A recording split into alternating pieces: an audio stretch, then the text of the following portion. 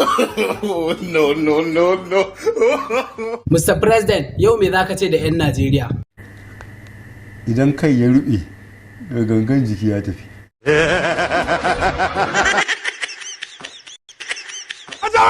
Yanzu shekara nawa ka nema extra level? Ya kama wajen tiriliyan 2.2.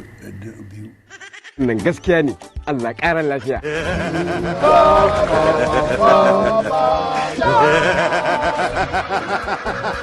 Sarki Ali, kana ji abin da Baba Buhari ya faɗa?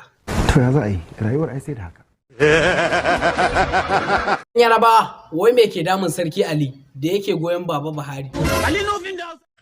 Menene ya same shi? Ali Nuhu sanyi ne. Nan gaskiya ne. Atiku, yanzu kana ganin Baba Buhari zai ci gaba kuwa?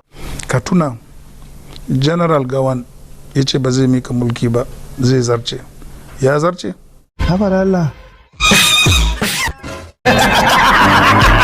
Baba Buhari, yanzu a extra level shekara nawa kuka tsaya a baku?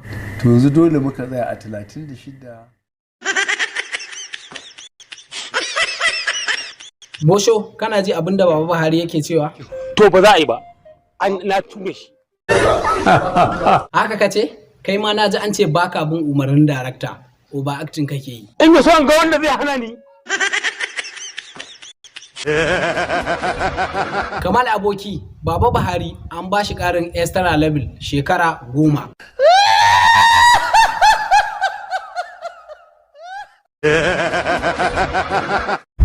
Inna lillahi wa inna ilaihi raji'un. Masifatu. Oh, no, no, no, no.